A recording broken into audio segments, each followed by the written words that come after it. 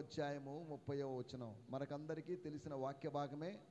ఎందుకంటే శాంతి టీవీలో నేను వాక్యం చెప్తున్నప్పుడు మన టీవీ కార్యక్రమం పేరే ఆయన హెచ్చవలసి ఉన్నది. హీ మస్ట్ ఇంక్రీజ్ అనేది మన టీవీ ప్రోగ్రాం.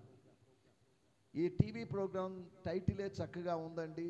ఈ టైటిల్ చూసి కొంతమంది దాని మీద ప్రసంగం కూడా చేశారు అని శాంతి టీవీ చైర్మన్ గారు శోభన్ సార్ గారు చెప్పారు. దేవునికి స్తోత్రం, హల్లెలూయా. ఇంకా రావలసిన వారు ఉన్నారు, బహుశా వారు మరొక పర్యాయం వస్తారని నేను భావిస్తున్నాను. దేవుడు వచ్చిన వారందరిని బట్టి సంతోషపడేవాడు కాదు, కానీ వచ్చి ఆయన వాక్యం విని ఆయన చిత్తము నెరవేర్చే వారి విషయంలోనే ఆయన సంతోషపడతాడు. దేవుని స్తోత్రం. మీ అందరిని బట్టి నేను ప్రభు నామాన్ని మహిమపరుస్తున్నాను. నెల్లూరు పట్టణంలో అనేకులు ఉన్నప్పటికీ మీరు వచ్చారంటే దీని వెనకాల ఏదో గాడ్స్ ప్లాన్ ఉంది అని నేను భావిస్తున్నాను. దేవుని స్తోత్రం. పిలువబడిన వారు అనేకులు, కానీ ఏర్పరచబడిన వారు కొందరే. స్తోత్రం. యోహాను సువార్త 3వ అధ్యాయము 30వ వచనం. ఆయన హెచ్చవలసి ఉన్నది, నేను తగ్గవలసి ఉన్నది. ఆయన అంటున్నప్పుడు యేసు ప్రభు గురించి చెప్తున్నారని, నేను అంటున్నప్పుడు బాప్తీసం ఇచ్చి యోహాను తన గురించి చెప్తున్నాడని. ఒకసారి శిష్యులు పరిగెత్తుకొని వచ్చి ప్రభు దగ్గరికి వచ్చి అన్నారు, ఆ రోజు నువ్వు బాప్తీసం ఇచ్చావు కదా, ఆయన చాలామంది శిష్యులను తయారు చేసుకుంటున్నాడు, మనకి ఆయనకి పోటీ ఏర్పడేటువంటి అవకాశం, కాంపిటీషన్ ఏర్పడే అవకాశం ఉంది. ఆ కాంపిటీషన్లో మనం తట్టుకోలేకపోవచ్చు, ఆయన మన వాళ్ళను కూడా ఆయన వాళ్ళుగా చేసుకునే అవకాశం ఉంటుంది అని చెప్పినప్పుడు తమ గురువు ఏ విధంగా రెస్పాండ్ చేస్తాడు అని వాళ్ళు అనుకున్నారు. కానీ ఆయన విచిత్రంగా స్పందించాడు. ఆత్మీయులు ఎప్పుడు విచిత్రంగానే స్పందిస్తారు. మనం ఊహించినట్లుగా ఆత్మీయుడు ఎప్పుడు స్పందించడు. ఒక చిన్న ఉదాహరణ, ఈ దేవాలయం అందంగా ఉంది అని తన శిష్యులు అన్నప్పుడు, అవును కరెక్టే, ఈ అందం గురించి నేను మీతో చెప్దాం అనుకున్నాను అనలేదు, కానీ ఇది ఏదో ఒక రోజు నాశనం అయిపోతుందని ప్రభు చెప్పాడు. యేసు ప్రభు చెప్పలేదు, అలో మీకు తెలుసో లేదో మరి పలాని సిలోయేములో గోపురం కూలిపోయి కొంతమంది చచ్చిపోయారనే న్యూస్ మీ దాకా వచ్చిందా అని ఆయన అనలేదు. కానీ వాళ్ళే అన్నారు. వాళ్ళే అన్నప్పుడు యేసు ప్రభు చెప్పాడు, ఒకవేళ మీరు మారు మనసు పొందకపోతే మీరు కూడా అలాగే చచ్చిపోతారని చెప్పాడు. అంటే లోకంలో జరుగుతున్నటువంటి తెలుసు, ప్రజలు మరణిస్తారని ఆయనకి తెలుసు, ఆ దేవాలయము కుప్ప కూలిపోతుంది అనేది ఆయనకి తెలుసు. సమస్తమును ఎరిగినవాడు, భవిష్యత్తును ముందుగా ఎరిగినవాడు. నేను అందుకని అప్పుడప్పుడు చెప్తుంటాను, నీ రేపు ఆయనకు నిన్నటితో సమానం. మనకు రేపు అనేది ఉండొచ్చు, కానీ జూలై నెల 21వ తేదీని ఆయన జూలై నెల 19వ తేదీగా చూసే దేవుడు. నీ రేపటిని ఈ రోజులాగా చూసే దేవుడు కాదు, నీ రేపటిని గతంలాగా చూసే దేవుడు. దేవునికి స్తోత్రం, హల్లెలూయా. మనం ఫ్యూచర్ గురించి టెన్షన్ పడతాం, మన ఫ్యూచర్ గురించి ఆయన టెన్షన్ పడడు. మన తల్లిదండ్రులు వాళ్ళ బిడ్డల గురించి టెన్షన్ పడతారు, వీళ్ళకి ఏంటి ఉద్యోగాలు, ఏంటి వీళ్ళ పరిస్థితి అని టెన్షన్ పడతారు. కానీ మన పరలోకపు తండ్రి టెన్షన్ పడడం లేదు, ఆయన టెన్షన్ పడవద్దు అని చెప్పాడు. కలవరపడొద్దు, భయపడొద్దు అని చెప్పాడు. ఆ తండ్రికి తెలుసు తానేం చేయాలో. మన పట్ల దేవునికి మన తల్లిదండ్రుల కన్నా ఒక గొప్ప ప్రణాళిక ఉంది అని అర్థం చేసుకుంటే చాలు. మీకు ఏం అవసరమైందో అది మీ పరలోకపు తండ్రికి తెలిసి ఉన్నది. అన్ని జనుల్లాగా ఆలోచిస్తూ ఆందోళన చెందుతూ ఉండాల్సిన అవసరం లేదని ప్రభు చెప్పాడు. ఆయన హెచ్చవలసి ఉన్నది, హీ మస్ట్ ఇంక్రీజ్. ఇది అవసరమైన విషయం, ఇది ప్రాముఖ్యమైన విషయం. ఏంటి మా గురువు గారు ఇలా మాట్లాడుతున్నాడు ఏంటి? ఒకవేళ యోహాను స్పందించి, ఏమయ్యా నేను ఎప్పటి నుంచో ఇక్కడ మినిస్ట్రీ చేస్తున్నాను, నేను ఉండే దగ్గరకు వచ్చి నువ్వు మినిస్ట్రీ చేయాలా? ఈ యోర్దాను ప్రాంతమే నీకు దొరికిందా? ఎలాగో నువ్వు గలిలయ ప్రాంతంలో చేసుకుంటున్నావు, చేసుకోవచ్చుగా మినిస్ట్రీ, మళ్ళీ ఎందుకు ఇక్కడికి రావడం, నా మినిస్ట్రీ ఎందుకు డిస్టర్బ్ చేయడం అని యోహాను మాట్లాడతాడేమో అని అనుకున్నారు వాళ్ళు. ఎంతమందే చెప్పాను, ఆత్మీయులు మనం అనుకుంటున్నట్టుగా శరీర సంబంధి ఆశించినట్లుగా ఎక్స్పెక్ట్ చేసినట్టుగా స్పందించడు. ఆత్మీయుని యొక్క స్పందనలు ఎప్పుడు ప్రత్యేకంగా ఉంటాయి. నన్ను కొంతమంది ఏదో అడుగుతుంటారు, మీరు ఇలా చెప్తారేమో అనుకున్నా. నేను మీరు అనుకున్నట్టు నేను చెప్పే పని అయితే ఆన్సర్ కూడా మీరే చెప్పేసుకోండి, మళ్ళీ నేను ఎందుకు చెప్పడం. యోహాను యొక్క స్పందన చూడండి. యోహాను చెప్పినట్టు ఒక గ్రేట్ కొటేషన్. ఆయన హెచ్చవలసి ఉన్నది. ఎందుకు హెచ్చించబడాలి? ఆయన ఎందుకు పెరగాలి? హీ మస్ట్ గ్రో, లేకపోతే హీ మస్ట్ ఎన్లార్జ్. లేదంటే ఆయన తన పరిచర్య కాంటెక్స్ట్లో మాట్లాడుతున్న విషయం, ఆ పరిచర్య వృద్ధి చెందుతుంది అనే కంప్లైంట్ చేశారు కదా, బాగానే ఉంది. అలాగైతే ఈ పరిచర్య డౌన్ అయినా పర్లేదు, కానీ ఆయన పరిచర్య పెరగాలి. బైబిల్ను చాలామంది తర్జుమా చేశారు. వేరు వేరు వర్షన్స్ ఉన్నాయి. సుమారు 400కు పైగా వర్షన్స్ ఉన్నాయి. వాటిలో ఒకే ఒక స్త్రీ చేసినటువంటి ఒక తర్జుమా ఒకటి ఉంది. మీరు గూగుల్లో కానీ ఇంటర్నెట్లో కానీ మీరు దాన్ని జూలీ స్మిత్ అనేటువంటి ఒక స్త్రీ, గ్రీకులోను హీబ్రూలోను మంచి పండితురాలైనటువంటి ఆ స్త్రీ, బైబిల్ని మొత్తాన్ని తర్జుమా చేసినటువంటి ఏకైక స్త్రీ జూలీ స్మిత్. ఆ స్మిత్ గారి ట్రాన్స్లేషన్లో అక్కడేమో రాయబడిందంటే, he must increase and I must diminish అని రాయబడింది. ఆయన హెచ్చవలసి ఉన్నది, నేను తగ్గవలసి ఉన్నదని కాదు. నేను తగ్గి కనిపించకుండా పోవలసి ఉన్నది, అదృశ్యం కావలసి ఉంది. స్తోత్రం, హల్లెలూయా, హల్లెలూయా. మీకు అర్థమవుతుంది అనుకుంటాను విషయం. ఆయన యేసు అనేటువంటి ఆయన హెచ్చవలసి ఉన్నది, కానీ యోహాను అనేటువంటి నేను అదృశ్యమైపోవలసి ఉంది, అంతమైపోవలసి ఉంది. ఇంకా చెప్పాలంటే యోహానుకు తెలుసు తాను ఏదో ఒక రోజు చంపబడతాడనే సంగతి ఆయనకి తెలుసు. నా ఈ దూకుడు వ్యవహారం, ముక్కుసూటి వ్యవహారం అంత సరికాదు. ఆయన ఎవరో పిలుపు, వాళ్ళ ఫ్యామిలీ ఇష్యూస్, ఇవన్నీ నేను మాట్లాడడం మంచిది కాదు. కానీ మాట్లాడాల్సి వచ్చింది, తప్పదు. దేవుని సేవకులు కొన్నిసార్లు కొన్ని విషయాలు మాట్లాడాల్సి వస్తుంది. కానీ దాన్ని నెగిటివ్గా అర్థం చేసుకున్న లోకము దేవుని సేవకుడిని మెసేజ్ని అర్థం చేసుకోవడం లేదు, కానీ మెసెంజర్ మీద దాడి చేస్తున్నారు. ఆ మనుషుడు నీవే అని ఒక మెసేజ్ వచ్చింది, మెసెంజర్ మీద దాడి చేయలేదు, కానీ మెసేజ్ను యాక్సెప్ట్ చేశాడు దావీదు. చాలాసార్లు సందేశకుని మీద దాడి చేస్తున్నారు, సువార్త ప్రకటిస్తున్నారు. సువార్తను వాళ్ళు ఎవరూ ఏమీ చేయలేరు కనుక సువార్తికుని మీద దాడి చేస్తున్నారు. అత్త మీద కోపం దుత్త మీద చూపించినట్లుగా సువార్త మీద, ఈ దేవుని మీద కోపాన్ని వాళ్ళు సువార్తికుల పైన చూపిస్తున్నారు. అమాయకులైనటువంటి సువార్తికుల మీద చూపిస్తున్నారు. అలా చూపించడం వలన ఎటువంటి ప్రయోజనం ఏమీ లేదు. చాలా చోట్ల ఇలా జరుగుతున్నప్పుడు, యెరూషలేములోను సిరియాలోను ఇలా జరుగుతున్నప్పుడు యేసు ప్రభువు దర్శించాడు పౌలుని. అప్పుడు చెప్పిన మాట, ముని కోలలకు ఎదురు తన్నుట నీకు కష్టము. అదే మాట ఎప్పుడు కూడా గుర్తుపెట్టుకోవాలి. ఎవరు దేవుని బిడ్డల్ని హింసించిన, ఒకవేళ విశ్వాసులే సంఘ కాపరిని హింసించిన, అవి జరగడం లేదా ఏంటి?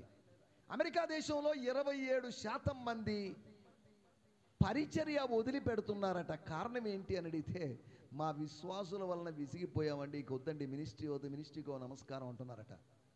అంటే అమెరికాలోని విశ్వాసులు అంత కఠినంగా ఉన్నారు, కానీ ఆంధ్రాలోని విశ్వాసులు, ఇండియాలోని విశ్వాసులు అలా లేరులేండి, అది వేరే విషయం. దేవుని స్తోత్రం, హల్లెలూయా.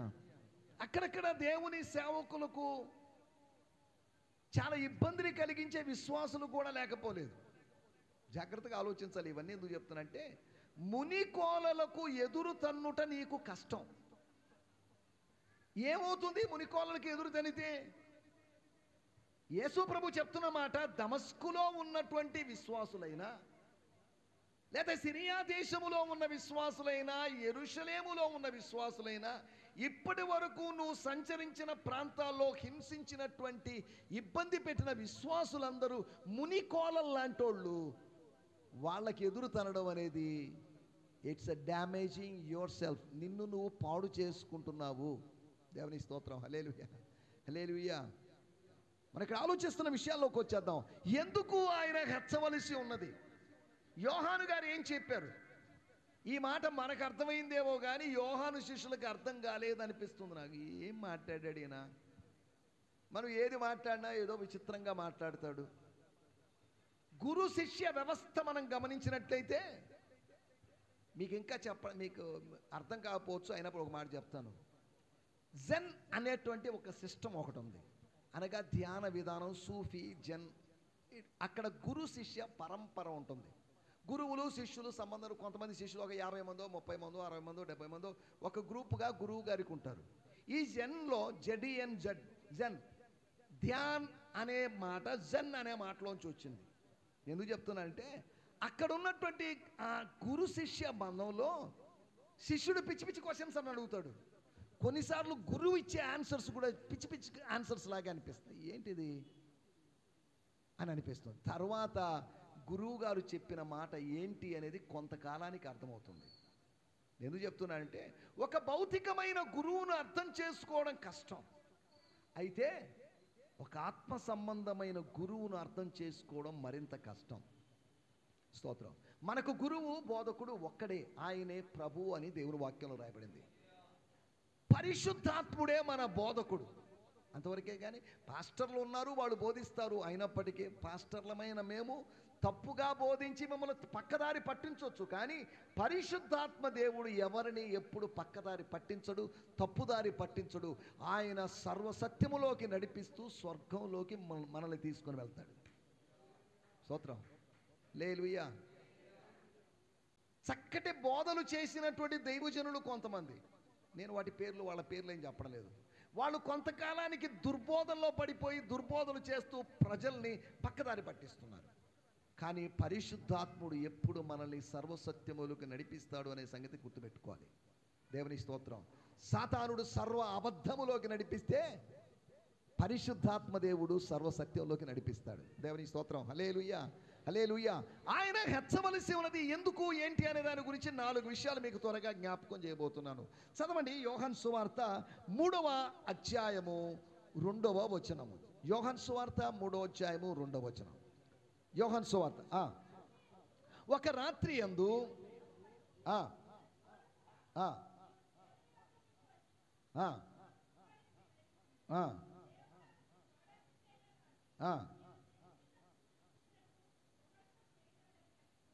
చాలండి. దేవునికి స్తోత్రం. హల్లెలూయా. ఆయన హెచ్చవలసి ఉన్నది. యేసుక్రీస్తు అనేటువంటి ఆయన హెచ్చవలసి ఉన్నది. యోహాను యొక్క శిష్యులకి యేసు ప్రభు ఎవరో అర్థం కాలేదు. బహుశా ఒక ఇమాజినేషన్ ఇలా చెప్తున్నాను. చాలా మంది, వందలాది మంది బాప్తిజం తీసుకోవడానికి యోహాను దగ్గరికి వచ్చారు. ఎవరో ఒక ఆయన వస్తున్నాడు, వచ్చాడు. ఆయన కూడా ఏదో డిస్కషన్ జరిగింది. ఎవరితో జరగనటువంటి ఒక డిస్కషన్ జరిగింది. నీ చేత నేను బాప్తిజం తీసుకోవాలి, నీకు నేను బాప్తిజం ఇవ్వడం, అది కాదులే, ఇప్పటికి ఇలాగే జరగనిమ్మని చెప్పాడు. బాప్తిజం ఇచ్చాడు.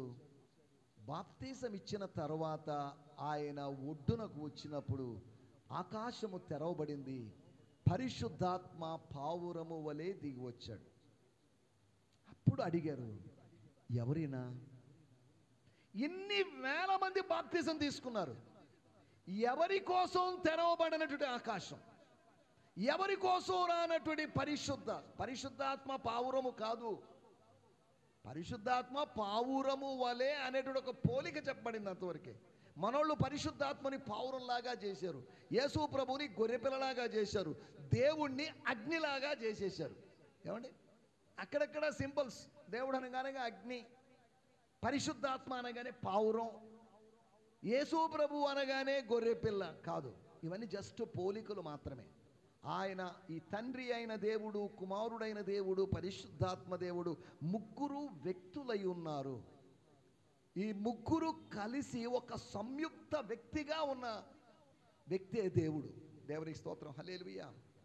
మనకి ఆలోచిస్తున్న విషయాలు ఏంటంటే, ఒకటి, ఆయన హెచ్చవలసి ఉన్నది ఎందుకు అంటే, ఆయన అద్భుతములు చేస్తున్నాడు, ఆయన ఆశ్చర్యకార్యాలు చేస్తున్నాడు. యోహాను చేసిన పరిచర్య క్లుప్తమైనది, యేసు ప్రభు చేసిన పరిచర్య కూడా క్లుప్తమైనది. కాకపోతే తేడా ఏంటి అంటే, యేసు ప్రభు అనేకమైన సూచక్రియలు చేశాడు. యోహాను సువార్త 10వ అధ్యాయము 41వ వచనంలో రాయబడింది, యోహాను ఏ సూచక్రియయు చేయలేదు. స్తోత్రం. ఏం చేశాడు యోహాను? ఈ రోజుల్లో అనుకుంటున్నారు ప్రజలు సూచక్రియలు చేస్తే జనాలు పరిగెత్తుకొని వస్తారని. అది అబద్ధం, అది పచ్చి అబద్ధం. యోహానుకు మందిరం లేదు, చర్చి లేదు, నూనె రాచి ప్రార్థన చేయడం లేదు, నూనె చల్లి ప్రార్థన చేయడం లేదు, అంజూరపు పండ్లు ఇచ్చి ప్రార్థన చేయడం లేదు, ఇవేం చేయడం లేదు. కానీ యోహాను దగ్గరికి ఆయన ఎక్కడో అడవిలో ఉండి యోర్దాను నది దగ్గరుండి కేకలేస్తే ప్రజలు వెళ్ళిపోయారు. దేవుని స్తోత్రం, హల్లెలూయా. మనం అర్థం చేసుకోవాల్సిన విషయం, మనం అనుకుంటాం నాకు ఒక చర్చ్ బిల్డింగ్ ఉంటే జనాలు వచ్చేస్తారు, మంచి సౌండ్ సిస్టమ్ ఉంటే జనాలు వచ్చేస్తారు, నాకు ఒక పాపులారిటీ ఉంటే జనాలు వచ్చేస్తారు అని మనం ఏదో భ్రమల్లో ఉంటాం. ఇవేమీ లేవు. తన బ్యాక్గ్రౌండ్ని ఏమాత్రము యోహాను ఉపయోగించుకోలేదు. మా నాన్న ఎవరో తెలుసా? దేవాలయములోని యాజకుడండి. నేను చిన్నోడు అనుకుంటున్నారేమో, నాకు పెద్ద బ్యాక్గ్రౌండ్ ఉంది అని తన బ్యాక్గ్రౌండ్ గురించి ఏనాడు మాట్లాడలేదు. ఈ రోజుల్లో మనం లేస్తే ఏదో బ్యాక్గ్రౌండ్ గురించి మాట్లాడతారు. అక్కడక్కడ బయటికి వెళ్ళినప్పుడు కొంతమంది నెల్లూరు వాళ్ళు కలిసినప్పుడు వాళ్ళు అంటారు, వాళ్ళు ఇంచుమించు మెయిన్ 2 విషయాలు చెప్తారు. ఒకటి, నేను ఎవరినో తెలుసా? ఎవరు మీరు? మేము యేసన్న గారికి బంధువులు అవుతాం. అవునా? ఇంకా కొంతమంది, ఇంకా ఎవరు? మీరు ఎవరు అంటే అంశుమతి గారు మాకు. అంటే వాళ్ళు బంధువులో కాదు, నేను తప్పు పడడం లేదు. నేను వాళ్ళంటే ఎవరో ప్రముఖులైన వ్యక్తులతో కనెక్ట్ అయ్యి, యేసన్న గారు ఎవరు అనుకుంటున్నారండి? మా తాత అవుతాడండి, ఆయన మా పెదనాన్న అవుతాడండి. మంచిదే, మీరు అది ఎంతవరకు వాస్తవం మనకు తెలియడం లేదు. కొంతమంది నెల్లూరులో సిస్టర్ గారు అంశుమతి గారు, ఆమె కూడా మా పెదమ్మ అవుతుందండి. అమ్మో, దేవుని స్తోత్రం, మంచిదేనండి. మాకు ఎటువంటి బ్యాక్గ్రౌండ్, మాకు యేసన్న గారికి నాకు బంధుత్వం లేదు, అంశుమతి గారికి నాకు బంధుత్వం లేదు. పెద్దోళ్ళు ఎవరితో నాకు నా బంధుత్వం ఏదని ఉంటే చిన్నోళ్ళతో నా బంధుత్వం ఉందండి, నేను పాపులర్ని కాదండి అని అంటుంటాను నేను. దేవుని స్తోత్రం, హల్లెలూయా. తన బ్యాక్గ్రౌండ్ని ఏమాత్రం ఆయన ఉపయోగించుకోలేదు. చాలాసార్లు మన బ్యాక్గ్రౌండ్, మన క్యాస్ట్ని, మేము ఒకే క్యాస్ట్ కదా, మన చర్చికి రండి అని క్యాస్ట్ బేస్డ్గా ఇన్విటేషన్స్, కాలింగ్స్ ఇస్తున్నారు. వాళ్ళోళ్ళు అక్కడ ఉంటారండి, మనోళ్ళందరూ ఇక్కడ ఉందామండి అనేటువంటి క్యాస్ట్ బేస్డ్ క్రిస్టియానిటీ పతనమైపోతుంది. క్రైస్ట్ బేస్డ్ క్రిస్టియానిటీ మాత్రమే నిలబడుతుంది. దేవునికి స్తోత్రం. క్రీస్తు కేంద్రితమైనటువంటి క్రైస్తవత్వం మాత్రమే మనగలుగుతుంది. మిగతా క్రైస్తవత్వాలన్నీ కొంతకాలం కనబడి అంతలో మాయమైపోతాయి అనే సంగతి గుర్తు చేస్తాను. దేవునికి స్తోత్రం, హల్లెలూయా, హల్లెలూయా. మనం ఆలోచిస్తున్న మొట్టమొదటి విషయం, ఆయన హెచ్చవలసి ఉన్నది. ఎందుకు అంటే ఆయన సూచక్రియలు చేస్తున్నాడు కాబట్టి ఆయన హెచ్చవలసి ఉన్నది. ఆయన నా జీవితంలో సూచక్రియలు చేస్తున్నాడు. ఎందుకు చేస్తున్నాడు సూచక్రియలు అని అడిగితే, యేసు ప్రభుకి పేరు ఒకటి ఉంది. యెషయా గ్రంథము 9వ అధ్యాయము 6వ వచనంలో చూడాల్సిన అవసరం లేదు. ఆశ్చర్యకరుడు, ఆలోచనకరుడు, ఆశ్చర్యకరుడు. ఆయన ఆశ్చర్యకార్యాలు చేసేవాడు. ఆయన స్వభావం అది. అద్భుతాలు చేయడం ఆయన స్వభావం. అద్భుతాలు మనకు అద్భుతమైన విషయాలేమో కానీ ఆయనకు మాత్రం సర్వసాధారణమైన విషయాలు. మనకు నేల మీద నడవడం సాధారణమైన విషయమేమో కానీ యేసుకు నీళ్ల మీద నడవడం సామాన్యమైన విషయం. స్తోత్రం, హల్లెలూయా.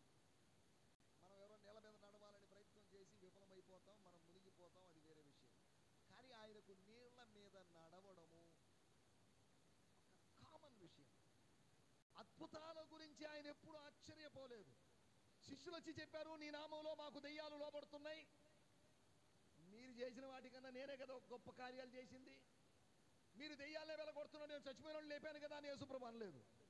మనమైతే చిన్న తలకాయ నొప్పి తగ్గించిన ప్రార్థన చేస్తే ఎంత పబ్లిసిటీ ఇచ్చుకుంటాం. పాస్టర్ విజయరత్నం గారు, స్తోత్రం, యోమా, ఏం సార్, అయ్యో నేను ప్రార్థన చేస్తే ఆమె బాగైందండి, ఆమె చావాల్సినట్టు ఆమె, నేను ప్రార్థన చేస్తే బాగైందండి. కాదు, మనం చెప్పమా, నేను రూల్ రాసి ప్రార్థన చేశానండి, యేసు ప్రభు ఎక్కడ, లాజర్ అనేవాడిని నేనే లేపానండి, సమాజ మందిరపు అధికారి కుమార్తె నేనే లేపండి, ఆ విధవరాలి కుమారుడు నేనే బతికించానండి అని తాను చేసిన వాటి గురించి ఆయన ఎప్పుడూ అతిశయించలేదు. స్తోత్రం. మన పరిచర్యలో అద్భుతాలు జరుగుతాయి. స్తోత్రం చెప్పరు మీరు? హల్లెలూయా. అద్భుతాలు సహజం, అవి జరగాలి అంతే. కాబట్టి ఆయన హెచ్చవలసి ఉన్నది అంటే దాని అర్థం ఆయన అద్భుతములు చేయవలసి ఉన్నది. హలో, దీనికి ఆశ్చర్యపడుచున్నావా? యోహాను సువార్త 1వ అధ్యాయం, దీనికన్నా గొప్ప కార్యాలు చూస్తావురా బాబు. అసలు నిన్ను ఇప్పుడు కాదు, నిన్ను ఎప్పుడో చూశాను, అంజూరపు చెట్టు కింద ఉన్నప్పుడు నిన్న చూశాను నిన్ను. స్తోత్రం. హల్లెలూయా. దీనికి ఆశ్చర్యపడుతున్నావా? దీన్ని బట్టి నమ్ముతున్నావా? నీ జీవితంలో ఇంకా అనేకమైన క్రియలు నువ్వు చూస్తావు, అనేకమైనటువంటి సూచక క్రియలను నువ్వు చూస్తావు. ఒకటి, నికోదేం అనేటువంటి వ్యక్తి యేసు ప్రభు దగ్గరికి వచ్చి చెప్తున్నాడు, దేవుడు తోడై ఉంటే తప్ప ఎవరు ఈ సూచక్రియలు చేయడం లేదు. మేము ఉన్నాం, బోధకులమే, కానీ మా ద్వారా జరగని సూచక్రియలు నీ ద్వారా జరుగుతున్నాయి. మాకు అర్థమవుతుంది దేవుడు నీకు తోడుగా ఉన్నాడండి. ఆయనను అభినందించడానికి రాత్రి సమయంలో వచ్చాడు, పగలు సమయం వచ్చేసే ధైర్యం చేయలేక. దేవుని స్తోత్రం. హల్లెలూయా. తర్వాత నికోదేముకి ఏమైంది అనేటువంటి విషయాలు మనం యోహాను సువార్తలో చదవచ్చు. నికోదేముకి ఏం జరిగింది అనేటువంటి స్టోరీ ప్రభు చిత్తమైతే ఇంకోసారి ఎప్పుడైనా మనం మాట్లాడుకుందాం. మనం ఆలోచిస్తున్న విషయం ఏంటంటే, ఒకటి, ఆయన హెచ్చవలసి ఉన్నది. ఎందుకు అంటే ఆయన సూచక్రియలు జరిగించాడు లేదా జరిగిస్తాడు కనుక. స్తోత్రం. హల్లెలూయా. ఆయన సూచక్రియలు ఎందుకు జరిగించాడంటే, యోహాను సువార్త 20వ అధ్యాయము 30వ వచనంలో రాయబడింది, ఆయన తన శిష్యుల ఎదుట అనేకములైన ఇతర సూచక్రియలను చేశాడు, వారు నమ్మునట్లు, నమ్మి దేవుని కుమారుని నామములో జీవము పొందునట్లు. ఎందుకు చేశాడు అవి? నమ్మడానికి, నమ్మి జీవాన్ని పొందడానికి. దేవునికి స్తోత్రం. హల్లెలూయా. అద్భుతాలు ఎందుకు జరుగుతాయంటే, మనము నమ్మాలి, విశ్వసించాలి, ఒక కొత్త జీవాన్ని పొందుకోవాలి. దాని కొరకే అద్భుతాలు జరుగుతాయి. దేవునికి స్తోత్రం. హల్లెలూయా. కొన్ని చోట్ల యేసు ప్రభు అద్భుతములు చేశాడు, ఆయనను వాడు మారు మనసు పొందలేదు అని రాయబడింది. మత్తయి సువార్త 11వ అధ్యాయం మీరు ఇంటి దగ్గరికి వెళ్ళి చదివితే మీరు ఆ విషయం చూడొచ్చు, దాంట్లోకి వెళ్ళలేదు. ఒకటి, ఆయన హెచ్చవలసి ఉన్నది. ఎందుకు అంటే he has done many miracles and he will do many miracles. ఆయన చేశాడు, చేస్తాడు. మొదటి శతాబ్దముతోనే అద్భుతాలు ఆగిపోయాయి అనేటువంటి వెర్రి బోధ ప్రపంచంలో ఇప్పటికీ ఉంది. సుమారు 250 సంవత్సరాల క్రితం ఆరంభించబడినటువంటి పేర్లైన చెప్తే ఒకవేళ మీకు పెద్ద ఇబ్బంది లేకపోవచ్చు, విన్నవాళ్ళు ఎవరైనా దీని రికార్డింగ్ విన్నవాళ్ళు నా మీద దాడి చేసే అవకాశం ఉంది. కొంతమంది ఇంగ్లాండులో పుట్టినటువంటి ఒక మూమెంట్, మీకు అది చెప్తే అర్థం కాదు కాబట్టి చెప్తున్నాను. ఇంగ్లాండ్లోని ప్లిమత్ అనేటువంటి ప్రదేశములో ఆరంభమైనటువంటి ఒక ఉద్యమం. జేఎన్ డార్బీ అనేటువంటి ఆయన, మీరు గూగుల్లో సెర్చ్ చేస్తే మీకు అర్థమవుతుంది. వీళ్ళందరూ అన్నారు, మొదటి శతాబ్దంలో అద్భుతాలు ఆగిపోయినాయండి. కాదు, మొదటి శతాబ్దంలో అద్భుతాలు ఆగిపోయాయి అనడానికి ఎటువంటి ఆధారం లేదు అనే కొత్త బోధ తీసుకొచ్చారు, దాంట్లోకి వెళ్ళడం లేదు. దాన్ని సెస్సేషనిజం అన్నారు. సెన్సేషనలిజం కాదు, సెస్సేషనిజం. సీజింగ్ అంటే ఆగిపోవడం అని అర్థం. దేవుని వాక్యం ఎప్పుడు సెస్సేషనిజం గురించి చెప్పడం లేదు, కానీ దేవుని వాక్యం కంటిన్యూయిజం గురించి మాట్లాడుతుంది. అద్భుతాలు జరుగుతూనే ఉన్నాయి, అద్భుతాలు జరుగుతూనే ఉన్నాయి. మొదటి శతాబ్దము తర్వాత కూడా అద్భుతాలు జరిగాయి. 21వ శతాబ్దంలో కూడా అద్భుతాలు జరుగుతున్నాయి. నా జీవితంలో కూడా చాలా అద్భుతాలు జరిగాయి. ఒక సందర్భంలో నేను పరిచర్యకి వెళ్ళబోతూ ఎదురుగా వస్తున్న ఒక వాహనం గుద్ది నేను పడిపోయాను. మెలకు వచ్చి స్పృహ వచ్చేసరికి విజయవాడలో గవర్నమెంట్ హాస్పిటల్లో ఉన్నాను. నా తల రక్తంతో తడిచిపోయింది. నన్ను కలవడానికి 2 అడ్వకేట్లు వచ్చారు. వాళ్ళు వచ్చి నన్ను అడుగుతున్నారు, ఏమండి సంతోష్ బ్రదర్ ఎక్కడున్నాడని. ఏంటిది? నన్ను చూసి వీళ్ళు సంతోష్ బ్రదర్ ఎక్కడున్నాడు అంటున్నాను. ఏ మేడం, ఏంటి, ఏం మాట్లాడుతున్నారు? నేనే సంతోష్ని. మీరేనా సంతోష్? అవునండి, నేనేనండి సంతోష్ని అని చెప్పాను. దేవుని స్తోత్రం. విజయవాడలో ఉండి యాక్సిడెంట్ జరిగితే నెల్లూరు మొత్తం చేసిన సంతోష్ అనేటువంటి అతను బ్రదర్ చచ్చిపోయాడని. స్తోత్రం. ఒక ఆమె ఫోన్ చేసింది, సార్ మీరు వందనాలమ్మా, నేనే ఫోన్ ఎత్తుకున్నా. సార్ మీరేంటమ్మా, ఏంటి? సంతోష్ సార్ ఎలా ఉన్నాడమ్మా? ఎలా ఉన్నాడు? సంతోష్ సార్ ఎలా ఉన్నాడు? నేనేనమ్మా సంతోష్ అంటే. లేదు సార్ మీరు కాదులేండి. ఏంటమ్మా ఏం మాట్లాడుతావు? నేనే బతుకున్నాను అంటే నువ్వు చచ్చిపోయాను. లేదు సార్ మీకు ఏదో సంతోష్ అనే పాస్టర్ గారికి యాక్సిడెంట్ జరిగి చచ్చిపోయాడు. సరే రేపు ఉదయం సంతోష్ అనేవాడు నెల్లూరుకు వస్తాడు, రేపు ఉదయం రండి అని చెప్పాను. దేవుని స్తోత్రం. చచ్చిపోయాడంటే నమ్మరు, బతికి ఉన్నాడంటే మాత్రం బతికున్నాడన్నాగా నమ్మరు. బ్రతికుంటే చంపుతారు, చచ్చిపోయింటే బతికిస్తారు. ఇది మనుషుల పని కాదా? మనుషులు చేసే పనులు ఇవే. సరే, ఏదేమైనప్పటికీ మనం ఆలోచిస్తున్న విషయం, మొట్టమొదటి విషయము, యేసు హెచ్చవలసి ఉన్నది. కారణం ఏంటంటే he has to do many miracles. ఏమంటే ఈ పరిచర్యలో ఆయన ఇంకనూ కార్యాలు చేయాల్సిన అవసరం ఉంది. కాబట్టి ఆయన హెచ్చవలసి ఉన్నది. He must increase. ఆయన ఇంకనూ ఇదే కాదు, దిస్ ఇస్ జస్ట్ బిగినింగ్. ఆయన పరిచర్య యొక్క ఆరంభం మాత్రమే. ఇంకా స్ప్రెడ్ కావాలి, ఇంకా విస్తరించాలి. ఆయన ఇప్పుడు నాకు హ్యాపీగా ఉందండి. సేవకులమైన మేము ఇతర సేవలు అభివృద్ధి చెందితే మాకు ఆనందం రాదు, అసూయ వచ్చేస్తుంది. ఒకటిదేనండి డూప్ అండి అని మినిస్ట్రీ. నా మినిస్ట్రీ కన్నా పెద్ద మినిస్ట్రీ ఏం లేదు, వీళ్ళదంతా మోసం అండి కాదా? యథార్థమైన మినిస్ట్రీ నాది. వీళ్ళందరూ ఇక్కడ కూర్చున్న వాళ్ళందరూ డూప్ మినిస్ట్రీ అంటాం. కానీ యోహాను చెప్పిన మాట చూడండి, నా సంతోషము పరిపూర్ణమగుచున్నది. దేవునికి స్తోత్రం, హల్లెలూయా. ఇతరుల పరిచర్యను చూసి ఆనందించాలే కానీ ఇతరుల పరిచయం చూసి అసూయ చెందడంలో అర్థం లేదు. దేవునికి స్తోత్రం, హల్లెలూయా. రెండో విషయాన్ని నేను మీకు జ్ఞాపకం చేస్తాను, ఎందుకు ఆయన హెచ్చవలసి ఉన్నది. యోహాను సువార్త 3వ అధ్యాయము 14వ వచనము మరియు 15వ వచనము మనకు లేఖనాల్లో రాయబడింది. అరణ్యములో మోషే సర్పమును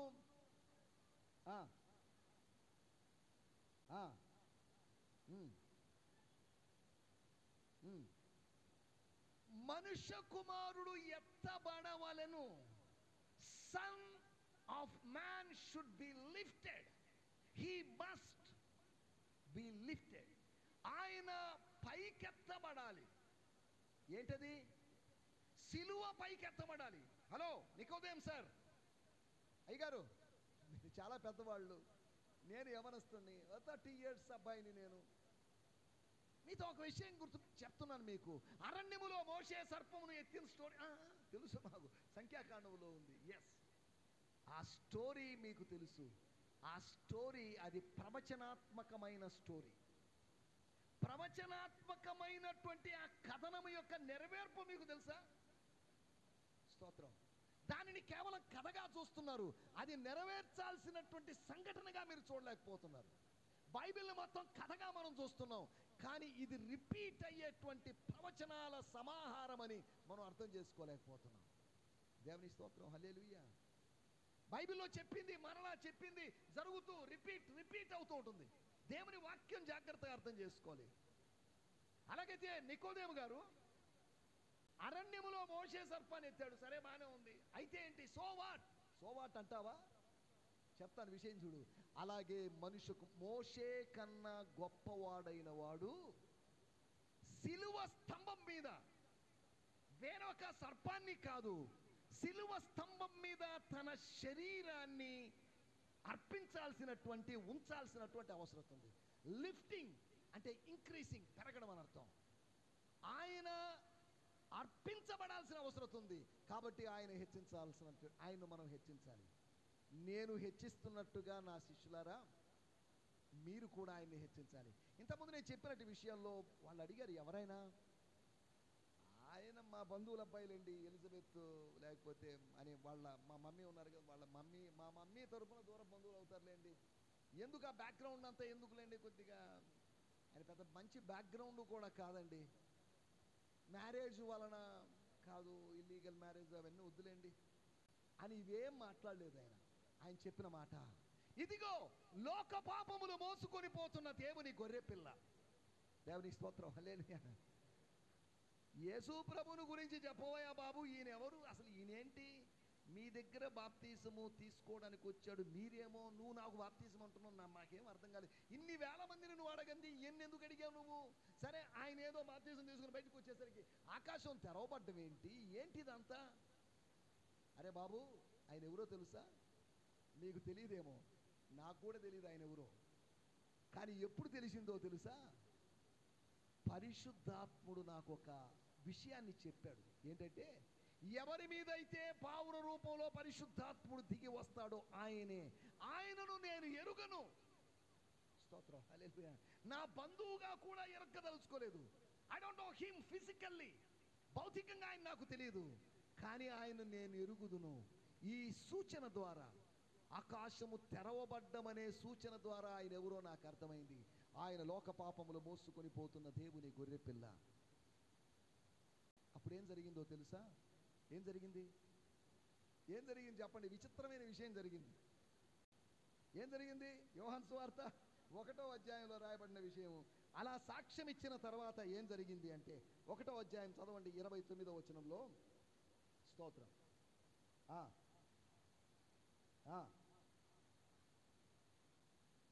చాలండి. తర్వాత చూడండి ఇంకో మాట, ఇదే మాట మనకు కనిపిస్తుంది 35వ వచనం.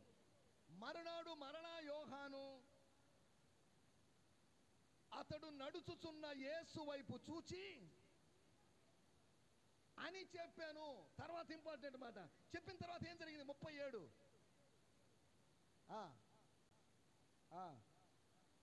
దేవుని స్తోత్రం, హల్లెలూయా. ఏం జరిగింది? ఎవరిని వెంబడించారు?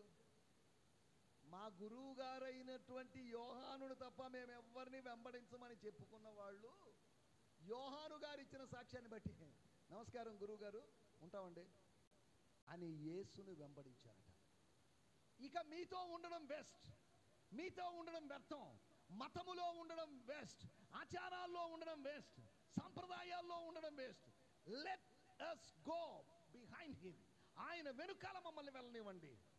Let's follow him. ఆయన్ను వెంబడించనివ్వండి. థ్యాంక్ యూ సార్ అని చెప్పి వాళ్ళు వెళ్ళిపోయారు.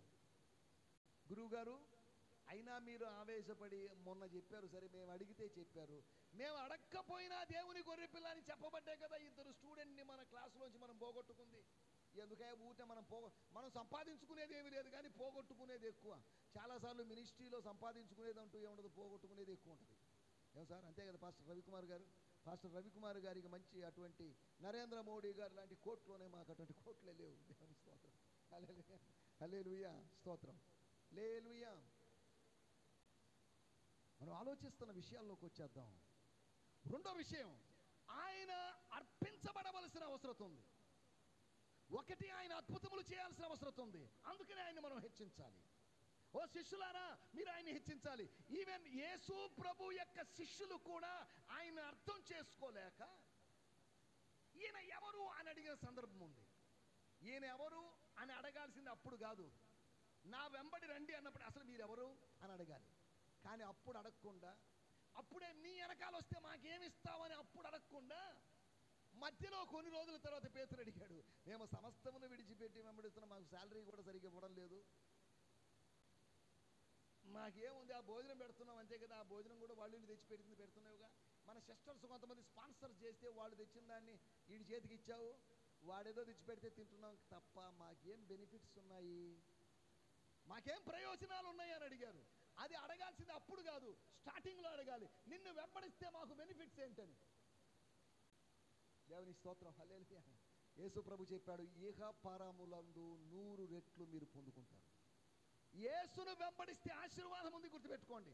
సమస్తాన్ని విడిచిపెట్టి నువ్వు యేసును వెంబడిస్తున్న వాడవైతే ఇహ పరములందు నీకు ఆశీర్వాదాలు ఉన్నాయి. మీరు చెప్పేటువంటి కలిసి వచ్చింది కలిసి రాలేదనే మాటలు అర్థం లేదు.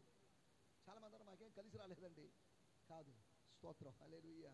యేసు ప్రభువుని నమ్ముకుంటే నువ్వు కొన్నిసార్లు పొందుకోవచ్చు, కొన్నిసార్లు పోగొట్టుకోవచ్చు. నేను అప్పుడప్పుడు ఇలా చెప్తుంటాను. ఒక భక్తుడిని అడిగారంట, అయ్యా మీరు ప్రార్థన చేసి ఏం పొందుకున్నారు అంటే, నేనేం పొందుకోలేదండి, ఉన్నాయని పోగొట్టుకున్నాను అన్నాడట. అదేంటిది? ఇంకటుడు ప్రార్థన చేయడం దేనికి? నా అహంకారాన్ని నేను పోగొట్టుకున్నానండి, నా పాపాన్ని నేను పోగొట్టుకున్నానండి, నా శాపాన్ని నేను పోగొట్టుకున్నాను. చాలదా? అందరూ పొందుకోవడం గురించి ఆలోచిస్తున్నారు, పోగొట్టుకోవడం గురించి ఆలోచించడం లేదు. మనం పొందుకోవడం మరియు పోగొట్టుకోవడం రెండింటిని గురించి మనం ఆలోచించాలి. ప్రభు సన్నిధి నుంచి పొందుకుంటాము మరియు పోగొట్టుకుంటాము కూడా అనే విషయాన్ని మనం జ్ఞాపకం చేసుకోవాలి. దేవునికి స్తోత్రం, హల్లెలూయా. మనం ఆలోచిస్తున్న రెండో విషయము, ఆయన అర్పించబడవలసి ఉన్నది. He has to offer himself. మోషే ఏదో అరణ్యంలో చేశాడు, దాని వలన పాము కాటు తిన్నటువంటి ప్రజలు బతికించబడ్డారు. దానికి ఒక అర్థం ఉందిరా బాబు. It's a prophetical story, it has some meaning. దానికి ఒక నెరవేర్పు ఉంది. అది ఏంటో తెలుసా? కొన్ని వందల సంవత్సరాల తర్వాత ఇప్పుడు నెరవేర్పు జరగబోతుంది. దేవుని మాట ఖచ్చితంగా నెరవేరుతుంది. ఆకాశము భూమి గతించినా కానీ నా మాటలు ఎన్నటికీ గతించవని చెప్పాడు. ఆయన చెప్పిన మాటలు నెరవేరుతూనే ఉన్నాయి. దేవునికి స్తోత్రం. ఒకటి, ఆయన అద్భుతములు చేయవలసి ఉంది, కనుక ఆయన మనం హెచ్చించాలి. యేసు ప్రభు యొక్క శిష్యులు కూడా ఆయన అర్థం చేసుకోలేక ఆయన్ని హెచ్చించలేని పరిస్థితిలో ఉన్నారు. ఎవరైతే అర్థం చేసుకుంటారో వారు మాత్రమే హెచ్చిస్తారు. లేదంటే గొనుక్కుంటూ మాకేమి నేర్పించావు నువ్వు, లేస్తే పరలోక రాజ్యం అన్నావు తప్ప మాకేమైనా నేర్పించావా?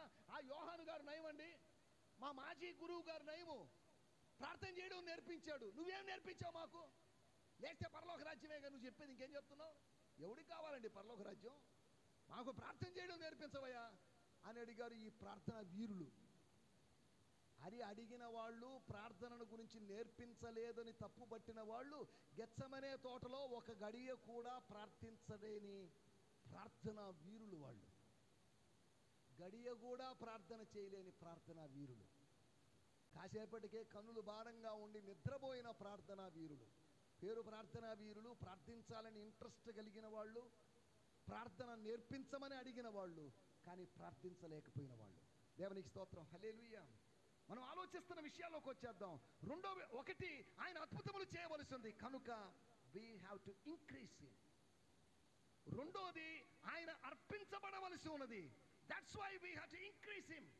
ఆయన అర్పించబడబోతున్నాడని మనం అనలేదు, ఆయన అర్పించబడ్డాడు. ఒక్కసారి వెనక్కి తిరిగి చూస్తే 2000 సంవత్సరాల క్రితం మనం వెళ్తే కలువరి సిలువలో వేలాడినటువంటి మన ప్రియుడు చూడు, ఆ సిలువలో నీ కోసం చనిపోయినటువంటి యేసు. దేవునికి స్తోత్రం, హల్లెలూయా, హల్లెలూయా. మూడో విషయం నేను మీకు జ్ఞాపకం చేస్తాను. యోహాను సువార్త 3వ అధ్యాయము 26వ వచనం. స్తోత్రం. ఏంటి ప్రాబ్లం, ఏంటి సమస్య ఏంటి అని మనం ఆలోచిస్తే, గురువు గారి దగ్గరికి వచ్చి, సార్ అయ్యగారు పంపలు అంటుకోబోతున్నాయండి, నువ్వేం ప్రశాంతంగా ధ్యానం అంటావు, ప్రార్థన అంటావు, ప్రత్యక్షత అంటావు, ఏదో మాట్లాడుతావు, బాప్తిజం అంటావు, జరగరాంది ఏదో జరుగుతుంది. ఏం జరగబోతుందో నీకు తెలుసా? Do you know what is going on? బోధకుడా, ఎవడు యోర్దానుకు అవతల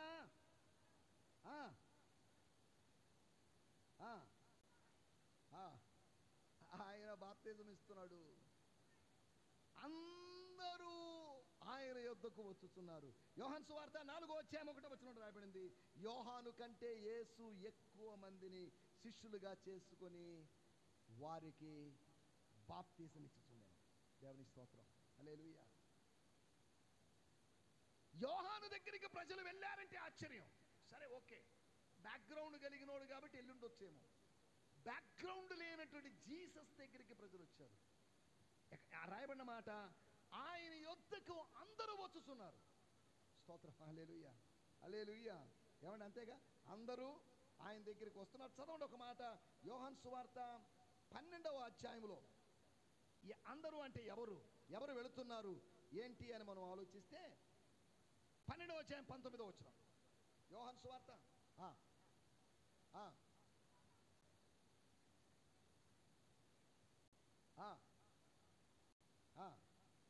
ఇదిగో లోకము ఆయన వెంట పోయినది. అవును, లోక పాపములు మోసుకునే దేవుని గొర్రె పిల్ల కనుక లోకము ఆయన వెంట పోయింది. పరిసయ్యుల యొక్క ప్రయత్నాలు ఫలించలేదు. స్తోత్రం, హల్లెలూయా.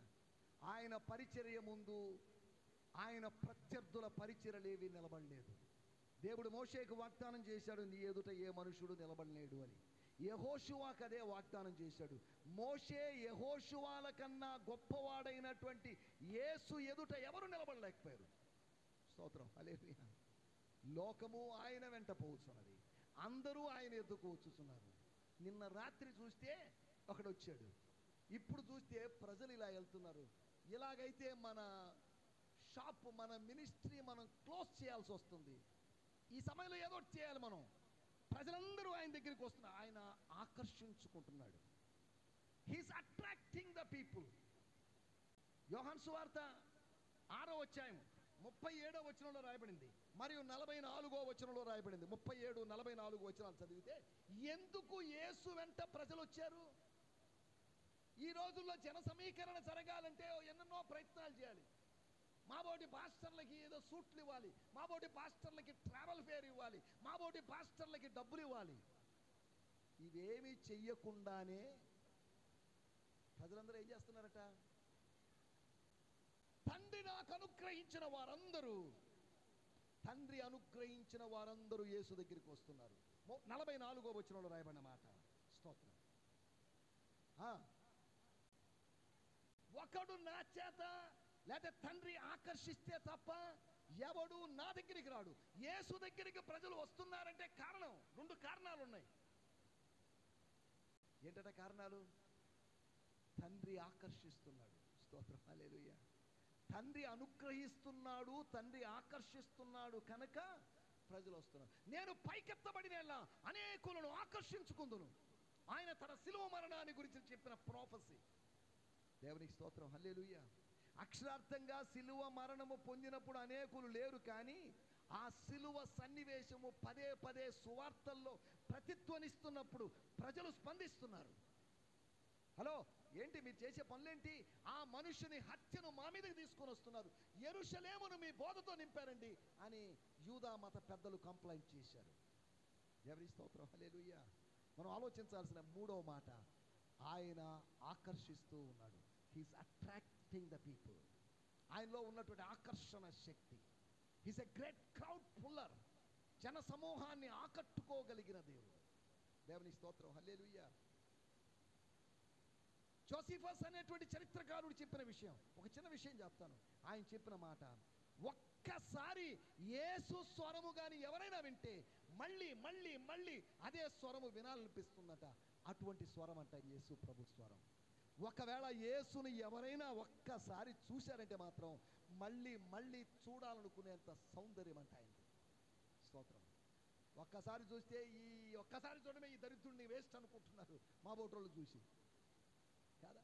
మా స్వరం ఒక్కసారి ఎందుకు నాయన స్వరం అరిచేరిచి గొంతంతా బొంగురు పోయి అవసరమా అండి ఇంత కేకలు అవసరం అన్నట్టు మా స్వరాన్ని గురించి మీరు భావిస్తుంటారు.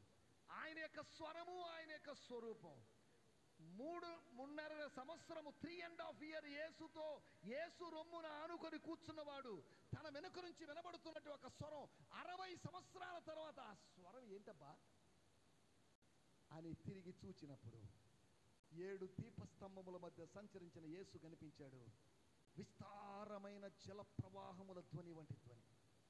విస్తారమైన జల ప్రవాహముల ధ్వని ఎలా ఉంటుందో మనకు తెలియదు. ఒక జల ప్రవాహపు ధ్వని చాలా ఆకర్షణీయంగా ఉంటుంది, మనసుకు ఎంతో నెమ్మదిస్తుంది. విస్తారమైన జల ప్రవాహముల ధ్వని. ఏంటి వాయిస్? నా జీవితంలో అప్పటికి యోహాను గారికి 90 సంవత్సరాల వయసు. నా జీవితంలో ఎప్పుడు విననటి వాయిస్ ఎక్కడా నేను విన్నట్టు నాకు అనిపించడం లేదు. ఈ విచిత్రమైన శబ్దం ఏంటి? ఈ పద్మాసు దీపంలో ఈ శబ్దము కలిగిన వాడు ఎవరున్నారు? పద్మోసు యువతల నేను విననట్టు ఒక స్వరం నేను ఇక్కడ వినబడుతుంది. అందరి మధ్యలో ఉన్నప్పుడు విననటి స్వరం, అందరికీ దూరంగా ఏకాంతంగా ఉన్నప్పుడు, చెరలో ఉన్నప్పుడు, పరవాసిగా ఉన్నప్పుడు ప్రభు స్వరాన్ని విన్నాడు. దేవునికి స్తోత్రం, హల్లెలూయా. అనగా మనుష్య రీతిగా ఉన్నప్పుడు ఆయన స్వరం వేరుగా ఉంది, మహిమలో ఉన్నప్పుడు ఆయన స్వరం వేరుగా ఉంది. స్వరాల్లో తేడా ఉంది అని అర్థం చేసుకోండి. అరే యేసు స్వరం లాగుందే, ఎక్కడో విన్నట్టుంది, యేసు ప్రభువే కదా, జస్ట్ 60 years బ్యాక్ నేను ఆయన రొమ్మును ఆనుకొని కూర్చున్నాను కదా అని అనుకోలేదు. ఏంటి స్వరం అని నేను వెనకాలకి చూశాను అని యోహాను అన్నాడు. దేవుని స్తోత్రం, హల్లెలూయా.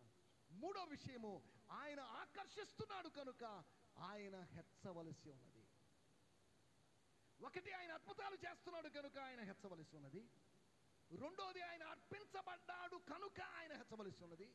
3వది, ఆయన ఆకర్షిస్తున్నాడు కనుక ఆయన హెచ్చవలసి ఉన్నది. దేవుని స్తోత్రం, హల్లెలూయా.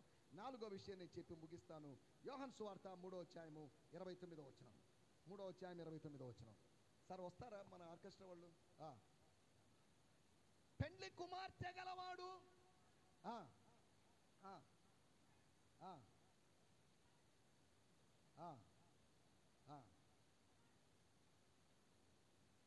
శిష్యులు ఏమన్నారు? యోహాను ఏం మాట్లాడుతున్నాడు? శిష్యులు ఏమన్నారు? అయ్యా నువ్వు ఈ యోర్దానికి అవతల ఎవరికి బాప్తిసం ఇచ్చావో ఆయన అనేక మందిని మనోళ్ళని కూడా తీసుకొని పోతున్నాడండి, మన సంఘస్థులను కూడా తీసుకొని పోతున్నాడు, మన చర్చోళ్ళని లాగేస్తున్నాడు అని చెప్తే ఈయన చెప్పే మాటలు చూడండి ఏమంటున్నాడు? పెళ్లి కుమార్తె కలిగిన వాడు. ఈ శిష్యులందరూ పెళ్లి కుమార్తెలో భాగం. పెళ్లి కుమార్తె కలిగిన వాడు పెళ్లి కుమారుడు, ఆయన పెళ్లి కుమారుడు. నేనెవరినో తెలుసా? జస్ట్ పెళ్లి కుమారుని యొక్క స్నేహితుడు. I'm just friend of the bride groom. నేను పెళ్లి కుమారుని కాదు, నేను క్రీస్తును కాదు, నేను ఎవరినో తెలుసా? ఆ స్వరము విని సంతోషించేవాడు నేను. దేవుని స్తోత్రం. మీరు దైవ స్వరము విన్నప్పుడు ఆత్మలో సంతోషిస్తారు. మనుష్య స్వరం విని బాధపడతారేమో, కానీ దైవ స్వరము మీరు వింటే సంతోషపడతారు. ఎక్కడ లేని సంతోషం మీకు కలుగుతుంది. పెళ్లి కుమారుని స్వరము విని ఈ రాత్రి మనం సంతోషించాల్సిన సమయం ఉంది. ఆయన మనం హెచ్చించాలి. ఆయన హెచ్చవలసి ఉన్నది కారణం ఏంటి? What is the reason for his exaltation? Why we have to exalt him? ఆయన్ని ఎందుకు హెచ్చించాలి అంటే, నాలుగో విషయము, ఆయన పెళ్లి కుమారుడు. పెళ్లి కుమారుడు అయితే ఏంటి? దేవుని స్తోత్రం. యోహాను సువార్త 17వ అధ్యాయం 22వ వచనం చూడాల్సిన అవసరం లేదు, కానీ యేసు ప్రభు చెప్పినట్టు ఒక మాట, తండ్రి నీవు నేను ఎలాగూ ఏకమై ఉన్నామో వారందరూ ఏకమై ఉండులాగున. స్తోత్రం, హల్లెలూయా. మన యూనిటీ ఎలా మిస్టరీగా ఉందో, మన ఇద్దరి యూనిటీ, తండ్రి కుమారుల యొక్క ఐక్యత మర్మంగా ఉందో, భక్తుడు భగవంతుని యొక్క ఐక్యత మర్మంగా ఉంది. It's a mystery. లోకానికి అర్థం కాని మిస్టరీ. మిగతా అన్ని మతాల్లో దేవుడు వేరు, భక్తుడు వేరు, భగవంతుడు వేరు, భక్తుడు వేరు. కానీ క్రైస్తవత్వం యొక్క ప్రత్యేకత ఏంటో తెలుసా? భగవంతునిలో భక్తుడు లీనమైపోవచ్చు, భగవంతునిలో భక్తుడు కలిసిపోవచ్చు. దేవుని స్తోత్రం. ఇదంతా అద్భుతమైనటువంటి అనుభవం కాదా? ఎవడైనా ప్రభువుతో కలుసుకుంటే ఏముంది? ఆయనతో ఏకాత్మై ఉన్నాడు. He become one spirit in Christ. స్తోత్రం. చూడండి, అన్ని మతాల్లో భక్తుడు వేరు, భగవంతుడు. భక్తుడు మూర్తి రూపములో ఉన్నాడు, ఒక వస్తు రూపంలో ఉన్నాడు. కానీ భక్తుడు వ్యక్తి రూపంలో ఉన్నాడు. వ్యక్తి వస్తువు కలుసుకోలేరు, కానీ ఇద్దరు వ్యక్తులు కలుసుకుంటున్నారు. లోకములో సాగర సంగమం అన్నట్టుగా, నదులన్నీ సముద్రంలో కలిసినట్లుగా, నదులన్నీ, భక్తులు అనబడిన నదులన్నీ దేవుడు అనే సముద్రంలో కలుస్తాయి. ఇది ఒక అద్భుతమైనటువంటి మర్మం. నువ్వు నేను ఎలాగూ ఏకమై ఉన్నామో వారందరూ ఏకమై ఉండులాగున. ఒక ఆత్మ సంబంధమైన ఐక్యతను గురించి మాట్లాడుతున్నాడు. పెండ్లి కుమారుడు ఆయన, పెండ్లి కుమార్తె మనమందరము. మీరు నేను, యోహాను యొక్క శిష్యులైన మీరు, యేసు యొక్క శిష్యులైన మీరందరూ పెండ్లి కుమార్తె. మనము పెండ్లి కుమార్తెలో భాగమై ఉన్నాం. We are the part of the bride. పెండ్లి కుమార్తెలో మనం భాగమై ఉన్నాం. మనం ఒకరోజు పెండ్లి కుమారుని కలుసుకుంటాం. దేవుని వాక్యంలో రాయబడింది, వారిద్దరూ ఏక శరీరమై ఉంటారు. They become one, they become United. ఇప్పుడు సెపరేట్ గా ఉన్నాం, ఒకరోజు యునైట్ అవుతాం.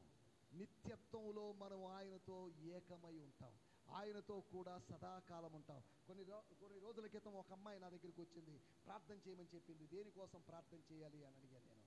అమ్మాయి చెప్పింది, మా ఆయన గల్ఫ్లో ఉంటాడు, నేను ఇక్కడ ఇండియాలో ఉంటాను, మేమిద్దరం కలుసుకోవాలండి. ఆయన అక్కడ, నేను ఇక్కడ ఉండడం బాగాలేదు నాకు. అమ్మ అక్కడ ఉంటే మంచిది కదా, డబ్బులు ఎవరికి కావాలండి?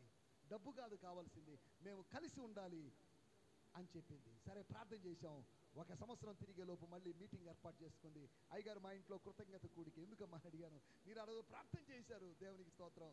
మా ఆయనకి గల్ఫ్ జీవితం మీద విరక్తి పుట్టి, అమ్మాయి ఏం డబ్బు అమ్మాయి, దరిద్రం డబ్బు, నువ్వు లేని డబ్బు ఎందుకు, నువ్వు ఉండాలి, నాకు డబ్బు ముఖ్యం కాదని నా మీద ఎక్కడ లేని ప్రేమ పుట్టిందండి ఆయనకి. ఆయన వచ్చేసాడు గల్ఫ్లో జాబ్కి రాజీనామా చేసి, మేమిద్దరం కలిసి ఉంటున్నాం. అందుకోసమే ఈ కృతజ్ఞత కూడిక. దేవుని స్తోత్రం, హల్లెలూయా, హల్లెలూయా. భార్యాభర్తలు కలుసుకున్నారు అంటే ఆనందం చూడండి. అలాగైతే భగవంతుడు భక్తుడు కలుసుకునేటువంటి ఒక నిత్య ఆనంద సందర్భం ఒకటి ఉంది. భార్యాభర్త కలుసుకున్నారు, కొన్ని నిమిషాల ఆనందం కాదది, క్షణిక ఆనందం కాదది, నిత్యానందము వారి తలల మీద ఉండును. స్తోత్రం, హల్లెలూయా. Eternal joy will be upon their heads అని దేవుని వాక్యంలో రాయబడింది. నా మాటలు నేను ఇక్కడ ముగిస్తున్నాను. ఆయన హెచ్చవలసి ఉన్నది. ఒకటి, ఆయన అద్భుతములు చేస్తాడు కనుక ఆయన హెచ్చవలసి ఉంది. రెండోది, ఆయన అర్పించబడ్డాడు కాబట్టి ఆయన హెచ్చవలసి ఉన్నది. మూడోది, ఆయన ఆకర్షిస్తూ ఉన్నాడు కనుక ఆయన హెచ్చవలసి ఉన్నది. నాలుగోది, ఆయన ఆత్మ సంబంధమైన ఐక్యతలో మనల్ని ఉంచాలనుకుంటున్నాడు. మనము వేరుగా కాదు, సెపరేట్ ఐడెంటిటీ కాదు. నేను అప్పుడప్పుడు ఒక మాట చెప్పి ముగిస్తాను. ఎప్పుడైనా ఒక అమ్మాయికి పెళ్ళి అయినప్పుడు ఆ అమ్మాయి పేరుకి భర్త పేరు కలుస్తుంది. ఉదాహరణకి లిసిని నేను వివాహం చేసుకున్నాను. ఒకప్పుడు ఆమె పేరు లిసి జోసెఫ్. నాతో వివాహం అయిన తర్వాత వాళ్ళ నాన్నగారి పేరు లిసి జోసెఫ్. తర్వాత ఇప్పుడు ఆమె లిసి సంతోష్గా మారింది.